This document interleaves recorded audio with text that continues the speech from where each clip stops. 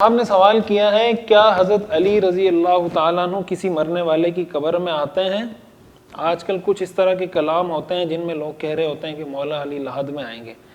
دیکھیں یہ بات بالکل بے بنیاد اور بے اصل بات ہے۔ اہل سنت والجماعت کے عقائد میں تو اس کی کوئی حیثیت ہے ہی نہیں، بالکل بے اصل ہے۔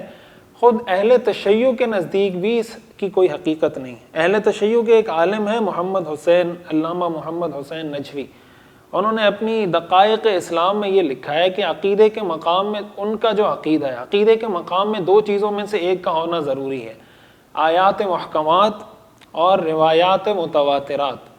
یہاں دونوں چیزیں مفقود ہیں، نہ آیات محکمات ہیں نہ روایات متواترات، بلکہ صرف یہ دو اڑھائی روایات ہیں جو بحار الانوار کے حوالے سے نقل کی گئی ہیں، اور وہ بھی اخبار احاد اور وہ بھی ضعیف السند۔ تو خود اہل تشیع کے نزدیک بھی یہ عقیدہ مستند اور معتبر نہیں ہے، اس لیے بالکل بے بنیاد اور بے اصل بات ہے۔ آپ نے سوال کیا ہے باجماعت نماز میں سلام پھیرتے وقت مقتدیوں اور امام کو سلام پھیرنے کی دل میں نیت کی جاتی ہے۔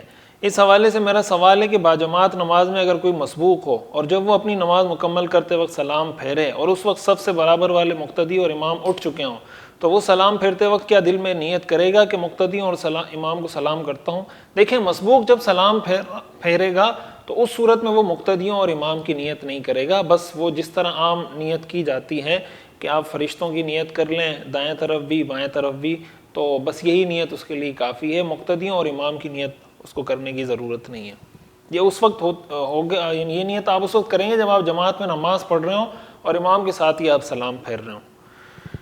خادم شاہ شانگلہ سے پوچھتے ہیں ہمارے محلے میں ایک جامع مسجد ہے لیکن ایک چھوٹی مسجد بھی ہے جس میں نمازی کم ہوتے ہیں، تو کیا میں اس مسجد کو آباد کرنے کے لیے جامع مسجد کے بجائے اس مسجد میں نماز ادا کروں؟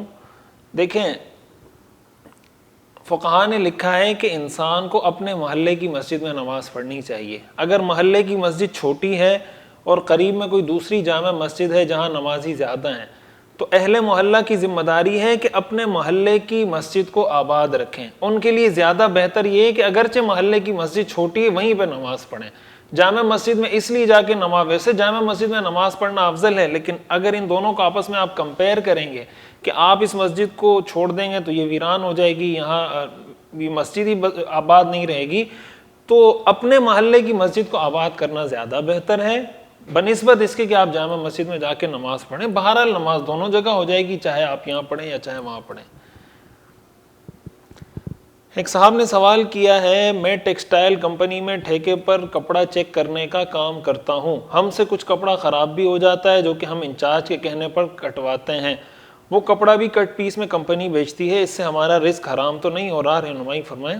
نہیں، اس سے آپ کی کمائی پہ کوئی فرق نہیں پڑتا، اور اس طرح کے جو کٹ پیس عموماً بکتے ہیں وہ بتا کے بیچے جاتے ہیں، ظاہر ہے اس کی کوالٹی میں اے بی سی کا فرق کر دیا جاتا ہے، اس کے ریٹ میں بھی فرق ہوتا ہے۔ بہرحال اگر اس کو اے کوالٹی اور بالکل پرفیکٹ کوالٹی بتا کر بھی بیچ رہا ہے تو اس میں آپ کا کوئی قصور نہیں، آپ کی کمائی پہ کوئی فرق نہیں پڑے گا۔